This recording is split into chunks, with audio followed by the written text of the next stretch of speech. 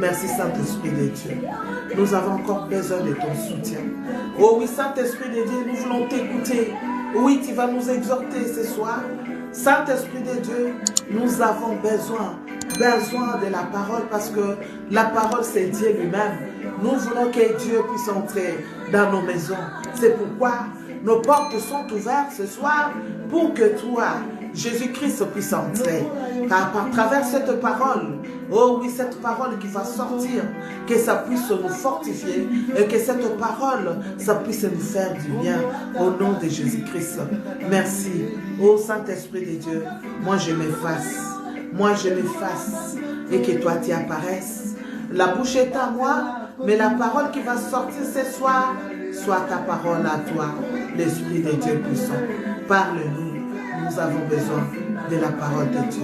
Oh oui, la Bible dit, l'homme ne vivra pas du pain, mais de la parole qui sort de la bouche de l'Éternel. C'est pourquoi, Saint-Esprit de Dieu, nous avons besoin de la nourriture de cette parole, oui, pour que nous puissions faire manger aussi notre esprit.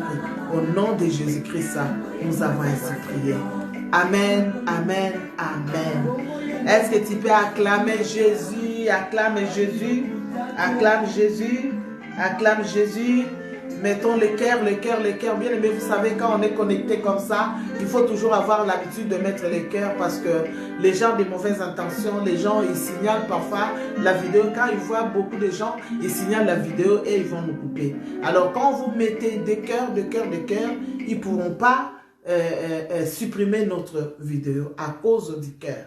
C'est pourquoi, même moi, quand j'entre dans le live comme ça, j'envoie toujours le cœur. Alors, n'hésitez pas à envoyer le cœur. Que Dieu te bénisse, toi qui envoies les cœurs. Envoyez les cœurs, envoyez les cœurs. Que Dieu te bénisse, toi qui envoies les cœurs. Alors, notre exhortation de ce soir, notre thème de l'exhortation ce soir, c'est la repentance. Notre exhortation de ce soir, bien-aimés, c'est la repentance. Ce soir, je ne serai pas prédicatrice. Ce soir, je serai un peu. Donc, je vais essayer un peu d'enseigner. Je serai beaucoup plus enseignante que prédicatrice ce soir. Et le Saint-Esprit puisse nous enseigner tous. Oui, nous allons commencer notre thème là. Il nous reste 30 minutes. Donc, si je n'arrive pas à le finir par la grâce de Dieu, je sais que nous allons continuer la semaine prochaine. Mais je sais que le Saint-Esprit fera de façon que nous puissions le finir au nom de Jésus-Christ. Oui, je disais, notre thème, c'est la repentance. Alors, j'essaie de regarder dans le dictionnaire biblique. Alors, la Bible a aussi son dictionnaire. Alors, j'essaie de consulter. Alors, on nous dit que la repentance, dans le grec, on dit méphanoia. Métanoia. Donc, qui veut dire tout simplement changement de mentalité. L'intention, c'est la tristesse qu'on prouve et la douleur d'avoir offensé Dieu. Vous voyez, la tristesse qu'on prouve en offensant Dieu. Tu sais que tu as fait du mal et tu prouves cette tristesse. Alors, tu veux maintenant te rependre. Tu veux maintenant essayer d'apaiser peut-être la colère de Dieu. Donc, la repentance, tu essayes de te repentir. Je ne sais pas pourquoi le Saint-Esprit a voulu qu'aujourd'hui nous pourrons parler de la repentance. Donc, tu vas prendre ta Bible. Nous allons prendre nos Bibles C'est dans le Nouveau Testament. Donc, tu vas prendre dans le livre de Matthieu, Matthieu 3. Donc, c'est de verset 1 à 10. On va essayer d'aller doucement, petit à petit, jusqu'à ce que là où le Saint-Esprit va dire que c'est bon. Alors, la repentance, pour nous repentir, il est essentiel. Il est essentiel de pardonner aux personnes qui ont péché contre nous. Le Seigneur ne nous pardonnera que si nous purifions de toute haine, de toute rancune et de tout mauvais sentiment. Est-ce que vous comprenez? La repentance. Si tu veux te repentir, la repentance. Tu vas suivre quand même le verset qu'on va donner. Ça pourra t'aider pour voir un peu comment je peux faire pour me repentir. Avec mon comportement, avec tout ce comment je marche devant Dieu, j'ai besoin de la repentance. Alors nous allons prendre nos Bibles dans Matthieu 3. Matthieu 3. Nous commençons au premier verset. Alors, la personne qui peut nous aider pour écrire des versets, alors tu peux écrire pour nous, Dieu te bénira. Matthieu 3, premier verset, verset 10.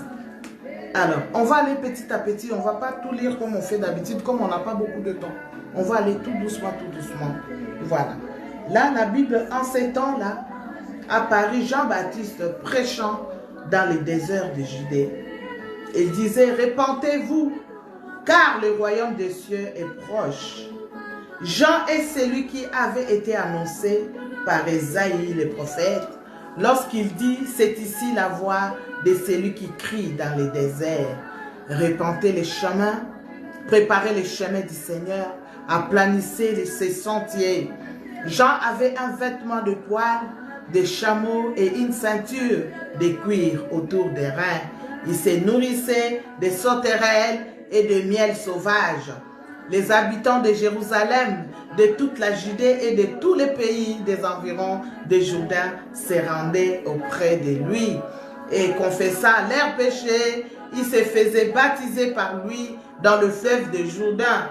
Mais voyant venir en son baptême beaucoup de pharisiens et des sadducéens, il leur dit, race de vipères, qui vous a appris à fuir la colère venir? Produisez donc de fruits dignes de la repentance et ne prétendez pas dire en vous-même, nous avons Abraham pour père, car je vous déclare que ces pierres ici, Dieu peut susciter les enfants à Abraham. Déjà la corne est mise à la racine des arbres, tout arbre donc, ça c'est verset 10, tout arbre donc qui ne produit pas de bons fruits sera coupé et jeté au feu. C'est la parole du Seigneur.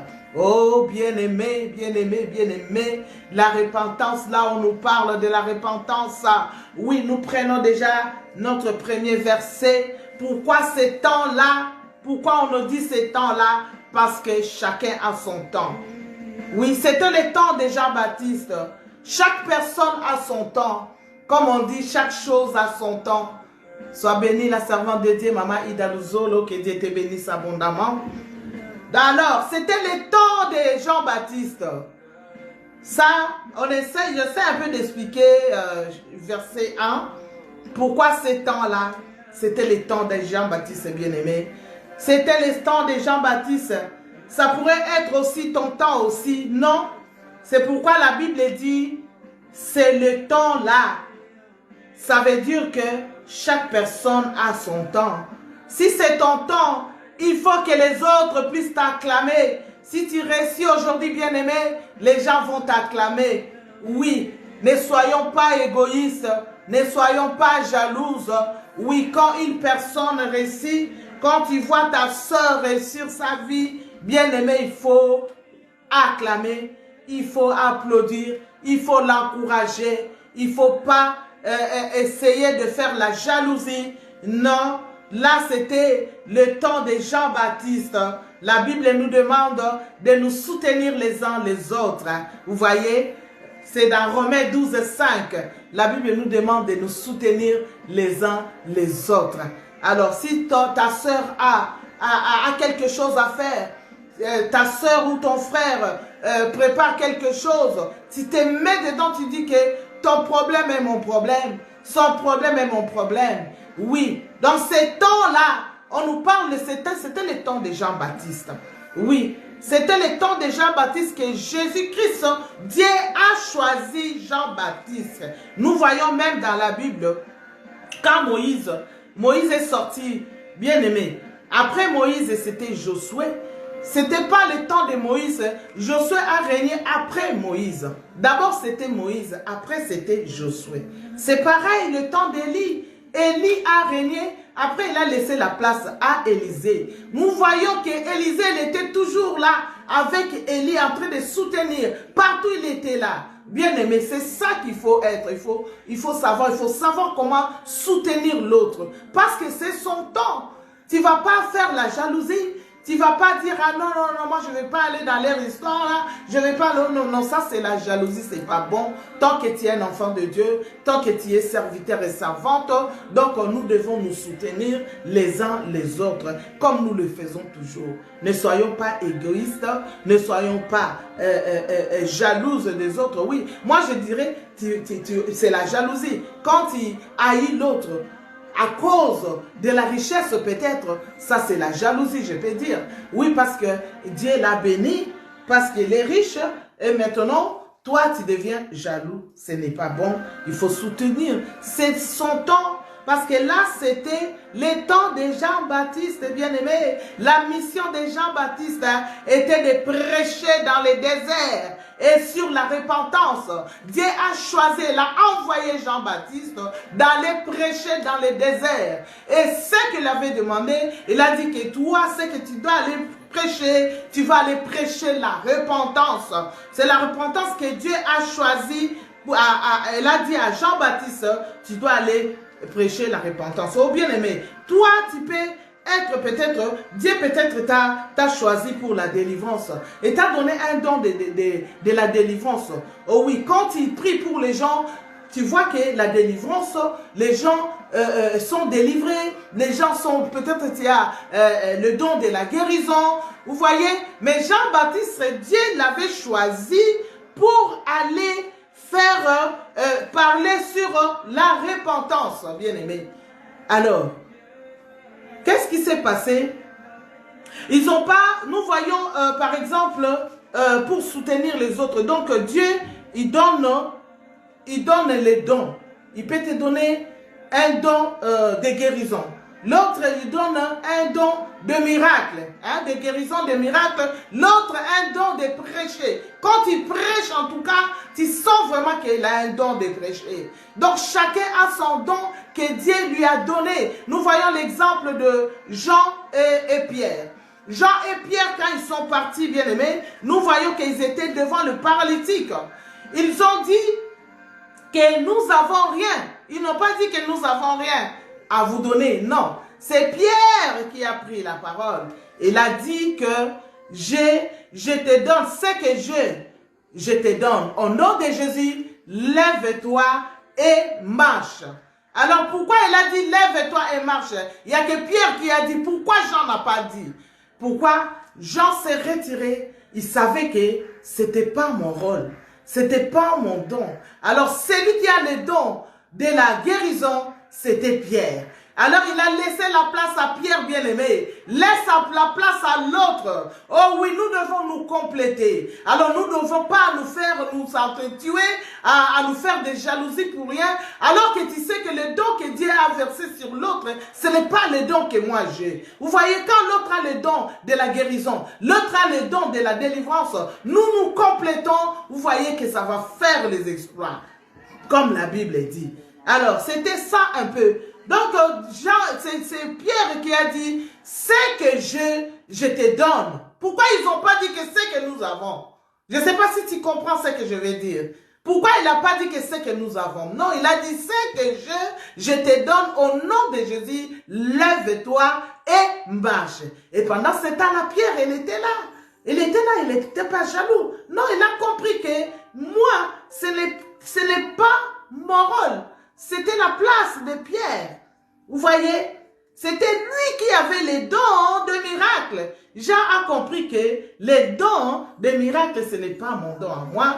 Et lui, il a son don aussi. Parce que Dieu a mis aussi quelque chose en lui.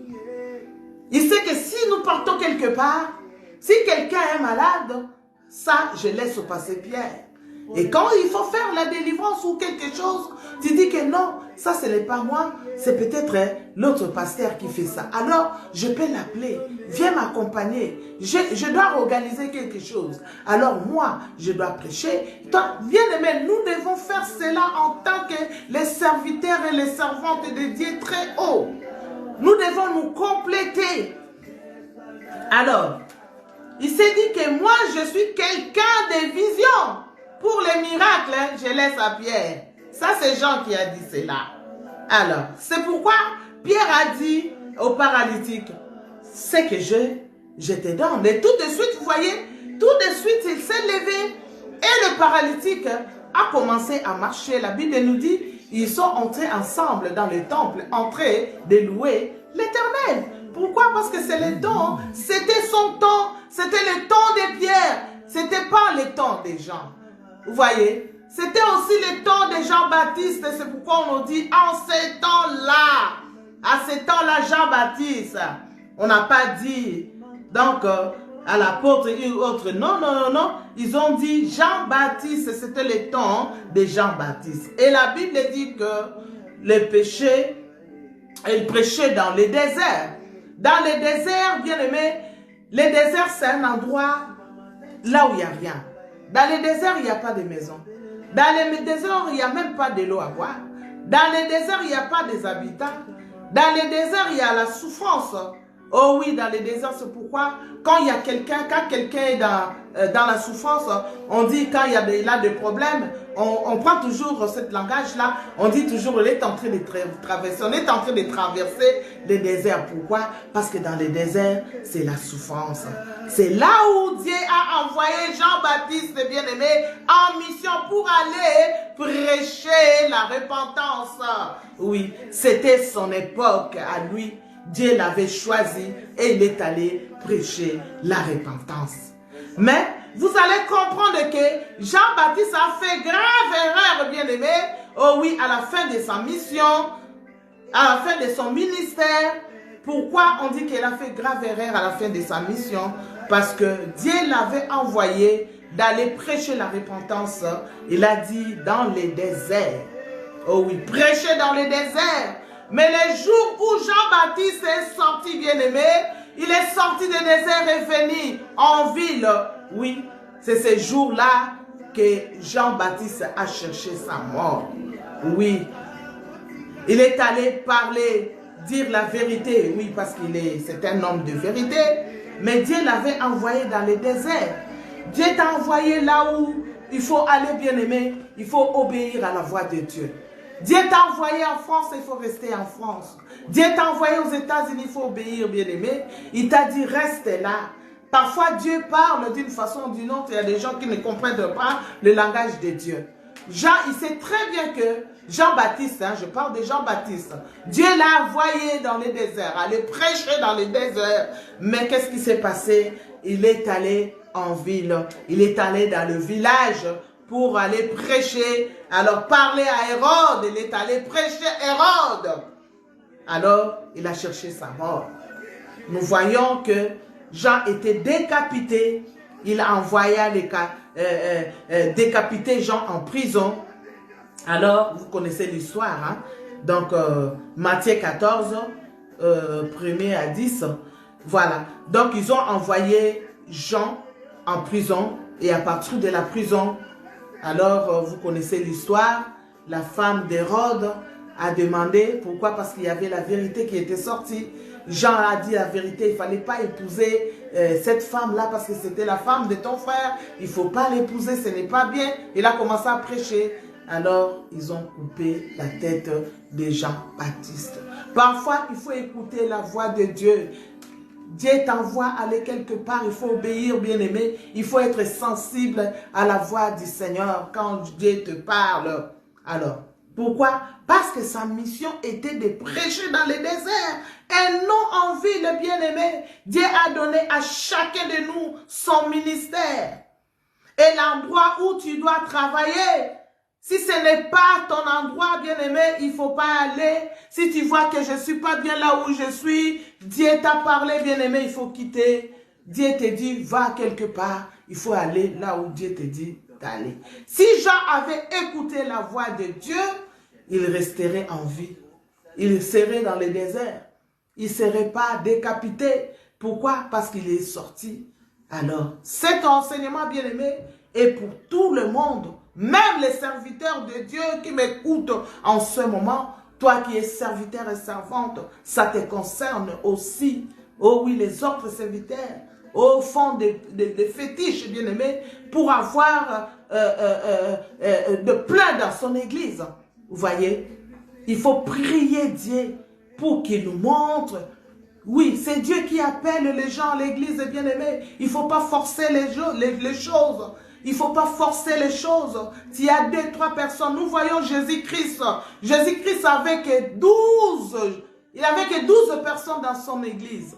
Oui, Jésus-Christ avait 12 personnes. Après, Jésus, quand il est parti, c'est là où les apôtres, ils ont maintenant, il y avait du monde après le départ de Jésus. Vous voyez, il n'y a pas de petite église, bien-aimée. La Bible dit, là où 2-3 sont réunis, je suis au milieu d'eux. Oh, bien-aimé, vaut mieux avoir la qualité que la quantité. Ne crois pas que parfois, c'est là où il y a du monde qu'il y a de bonnes choses. Non, tu te trompes. Tu te trompes.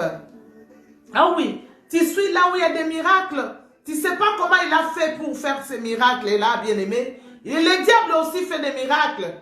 Oui, parce que le diable, c'est l'imitateur de Dieu. Oh oui, il est l'imitateur de Dieu. Il fait aussi des miracles.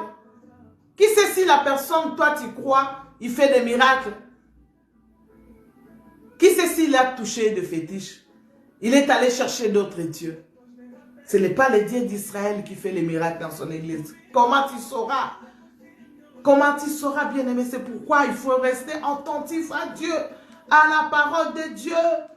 Alors que Jean-Baptiste a prêché dans le désert, toi aussi prêche dans le désert. Même s'il y a 2-3 personnes bien-aimées, prêche dans le désert, Dieu est là. Dieu, il va se débrouiller lui-même pour aller chercher ses enfants pour venir à l'église.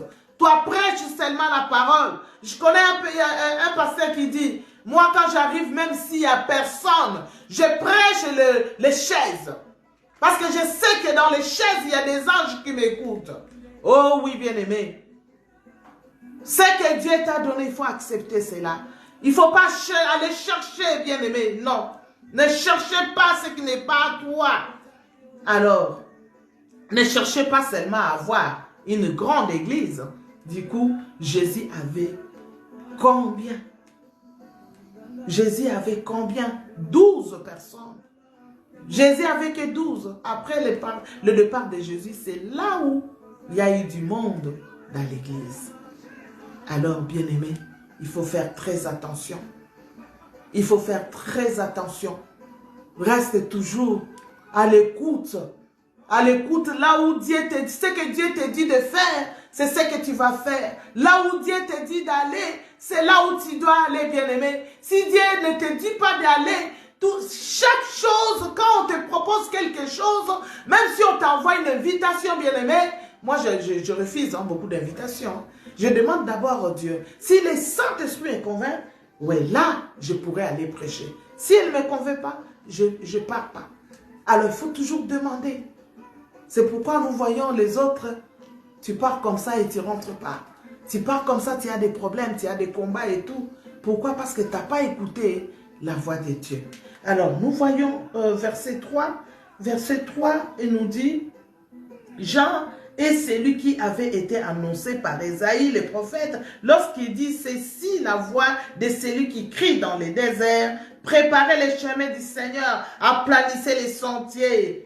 Jean avait un vêtement de poil de chameau et une ceinture de cuir autour des reins. Il se nourrissait des sauterelles et du miel sauvage. Qu'est-ce que ça veut dire?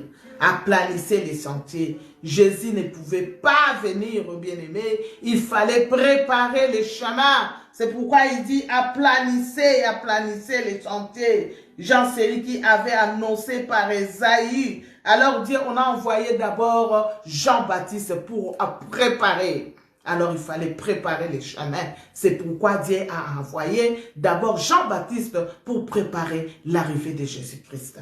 Aplanir les chemins. Préparer les cœurs pour l'arrivée de Jésus-Christ bien-aimé. Aujourd'hui, beaucoup, nous voyons beaucoup leur cœur quand tu regardes. Non. Tu vas dire que ça, c'est pas un serviteur de Dieu. Les cœurs a beaucoup. Il y a beaucoup qui ont des problèmes.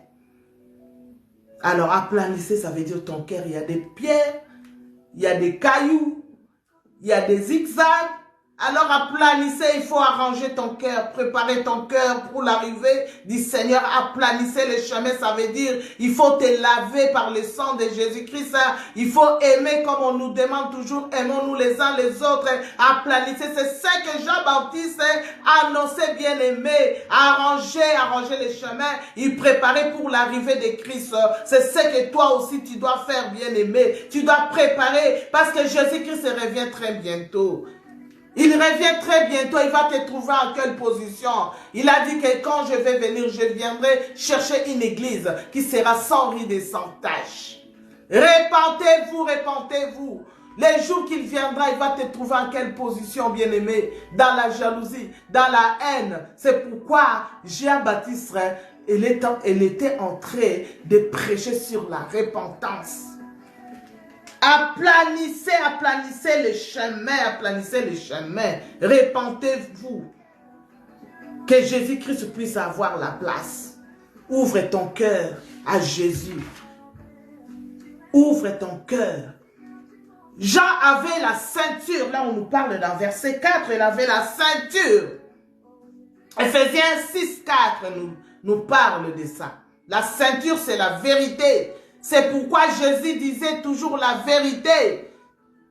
Hein? C'est ça que la vérité que Jean-Baptiste a dit à Hérode. Quand il a dit la vérité, on l'a tué à cause de la vérité. Oh oui, je peux mourir à cause de la vérité. Bien-aimé, toi qui es une femme de Dieu, toi qui es un enfant de Dieu, il faut toujours dire la vérité. Arrêtons les mensonges, arrêtons de calomnier les autres, arrêtons de dire n'importe quoi, parce que toi tu es en train de préparer les chemins pour que Jésus-Christ puisse entrer dans ton cœur. Aplanissez les chemins. C'est ce que Jean-Baptiste était en train de dire. La vérité, il faut toujours la vérité. Aujourd'hui, beaucoup, avec les mensonges, dans leur bouche, ils marchent avec les mensonges. Alors, pourquoi ne pas dire la vérité? Parce que leur cœur n'est pas plané. Mets la ceinture et parle de la vérité. Arrêtez de calomnier les autres. Arrêtez de dire n'importe quoi sur les autres. Oh oui, toi qui m'écoutes, que tu sois homme ou femme de Dieu, tu es chrétien c'est Christ. Quand on parle de chrétien, on voit Christ dedans. On est des imitateurs, oui, il faut imiter Christ. N'imite pas l'homme, quelqu'un de ce monde, mais il faut imiter, être comme Christ. Exemple de Christ. Mettons la ceinture de vérité. Il faut que ta bouche puisse parler que de vérité. Vous comprenez? Quand Jésus dit dans Jean 8, 44, vous avez pour père le diable et vous faites l'œuvre de votre père. Hein? Le diable, le mensonge. Le diable, il est le maître, le mensonge. Alors, il faut parler que la vérité. Toi, tu es un enfant de Dieu, il faut dire que la vérité. Parce que quand tu commences à parler le mal des autres, quelqu'un a dit, ah, toi, tu vas arriver jusqu'à Z. Et il y a des mensonges. Quand tu parles quelque chose, il n'y a que des mensonges là-dedans. Tu peux parler de bonnes choses, peut-être 1 ou 2 sur 10. Tous les 8, c'est de mensonges. Et ce n'est pas bien. Un enfant de Dieu, il faut parler la vérité. Quand tu prêches, tout ce que toi tu prêches là, c'est tout ce que tu vas faire. Il ne faut pas commencer à manipuler les autres. Il ne faut pas commencer à dire le mensonge sur les autres. Ce n'est pas bien. Dieu refuse cela. Alors tu es l'enfant des diables. C'est lui qui est le père de mensonges. Alors 5, 6 nous parle. Les habitants de Jérusalem, de tous les Judées et tout pays des environs de Jourdain se rendaient auprès de lui et confessaient de leurs péchés. Ils se faisaient baptiser par lui dans le fleuve Jourdain. Vous voyez? Mais voyant venir à son baptême beaucoup de pharisiens et de séducéens, et il dit, race de vipères, qui vous a appris à fuir la colère à venir? Alléluia. Vous voyez? Beaucoup, ils travaillent pour le Seigneur. Ils ont fait beaucoup de choses, mais jamais, jamais confessé leur vie. Confesser le mal qu'ils ont fait, bien-aimé. Tu dois confesser tout le mal que tu as fait. Exemple, nous voyons roi David. Roi David, il avait tué le chef des policiers Hirite pour prendre sa femme Bathsheba. Alors, qu'est-ce qu'il a fait? Roi David, après, il avait confessé, il a demandé pardon à Dieu. Mais cet enfant-là qu'ils ont eu avec Bathsheba, Dieu avait tué cet enfant-là à cause de péché. À cause de péché qu'il avait fait. Des conséquences de péché, bien-aimé. Ça te suit, bien-aimé, ça va te suivre. Nous voyons roi David, malgré les pardons qu'il avait demandé à Dieu, nous voyons sa famille, tous ses enfants, qu'est-ce qui s'est passé dans sa vie à cause de péché, à cause de ce qu'il avait fait. Alors, nous voyons son fils Absalom le combattait, toute sa vie le combattait. Absalom sortait même avec toutes les femmes de son père. Il sortait avec toutes les femmes de son père. Et nous voyons son fils l'autre, il a couché, son fils Amon. Amon a couché avec sa sœur Tamar. Tout ça, c'est les conséquences du péché, bien-aimé. Tu te demandes aujourd'hui, qu'est-ce que je fais au bon Dieu? Sache que ce que tu as fait, tu as tué quelqu'un, tu as fait des avortements, tout ce que tu as fait, le péché que tu as fait là, il y a des conséquences. Pourquoi? Parce que tu es un enfant de Dieu. Ça va te suivre. Oui, David, même le pardon qu'il a demandé, des conséquences de péché, l'a suivi, ça continue à le suivre dans sa famille, dans sa lignée. Parce qu'il avait tué. Pourquoi Dieu a permis cela, bien-aimé? Oh oui, parce que les conséquences, ça vient toujours, à cause de bêtises que tu as fait. Ne regardez pas parce que l'endroit où tout le monde fait ça, oh tout le monde fait ça, moi aussi je vais faire. Non, toi tu n'es pas l'autre, tu ne peux pas imiter l'autre, tu ne peux pas faire ce que l'autre fait. L'autre parce que c'est un homme de Dieu, l'autre il a accepté, l'autre il a fait cela, l'autre il a fait ceci, il est toujours en train. Beaucoup de gens ils disent ça. Oui, c'est un homme de Dieu, mais regarde ce qu'il a fait. C'est un enfant de Dieu, regarde ce qu'il a fait moi aussi. Toi, tu n'es pas l'autre bien-aimé. Même la Bible le dit, il y a les appelés et il y a les élus. Il y a des appelés de Dieu, il y a des élus de Dieu. Tu peux regarder dans Matthieu 22, 14. Il y a les enfants de Dieu, oui. Il y a les appelés et il y a les élus. Un élu, même s'il fait du mal, il revient toujours vers Dieu. Un élu, bien-aimé, un élu que Dieu a choisi lui-même, un élu de Dieu ne peut pas faire le mal à l'autre. Un élu de Dieu, même s'il insulte l'autre, même ici il se battent, il viendra toujours demander pardon. Il va revenir toujours vers Dieu. Pourquoi? Parce que c'est un élu de Dieu. Il n'est pas un appelé. Il y a des appelés et il y a des élus de Dieu. Alors, nous voyons que Dieu a abrégé à cause des élus de Dieu. Dans Marc 13, 20, tu vas lire cela. Et Romains 8, 33, il faut noter tout cela là. Tu vas voir. Alors, toi, tu es un élu de Dieu. Il y a des élus de Dieu. Alors, il ne faut pas dire que parce que l'autre a fait, moi aussi dans mon église, je vais faire cela. Parce que ma soeur ou bien mon frère a fait. Non, toi, tu n'es pas l'autre, toi, tu es toi. Moi, je dis toujours que toi, tu es mis à part, tu ne peux pas te comparer à l'autre parce que toi, tu es toi. Alors dans 7, on va aller rapide parce qu'il est déjà 20 heures. Là, on nous dit que produisez donc des fruits dignes de repentance et et ne prétendez pas dire en vous-même, nous avons Abraham pour père, car je vous déclare que c'est Pierre ici, Dieu peut susciter des enfants d'Abraham. Déjà les cognes mises à la racine des arbres, tout arbre donc qui ne produit pas de bons fruits sera coupé et jeté dans le feu. Alléluia. Oh les pharisiens, les gens qui habitent. Vous savez les pharisiens, Jésus-Christ les appelle les tombeaux blanchis. Tombeau blanchi c'est quoi? Tu vas voir le tombe et qu'on a mis des couleurs et tout, vraiment tu vois que c'est vraiment bien présenté, mais dedans c'est pourri. C'est ça, tombeau blanche. C'est ça, les pharisiens bien-aimés. Jésus les appelle les tombeaux blanchis. Alors, tout ce que tu fais, personne ne voit, mais Dieu voit tout. Toi, tu crois que tu fais quelque chose. Toi, tu fais des complots contre l'autre, personne ne voit. Mais ce que tu es en train de faire, les complots contre les enfants de Dieu, tu vois que les gens ne te voient pas. Nous ne te voyons pas, mais Dieu, c'est lui qui a créé ces enfants-là. Dieu te voit. C'est comme les gens qui sont derrière, les gens qui tuent les gens au Congo. Oh oui, vous croyez que Dieu ne vous voit pas, mais Dieu vous connaît. Toi qui es derrière, qui est en train de pousser les autres à tuer les autres, tu tues les enfants de Dieu, mais Dieu est en train d'observer. Dieu te regarde.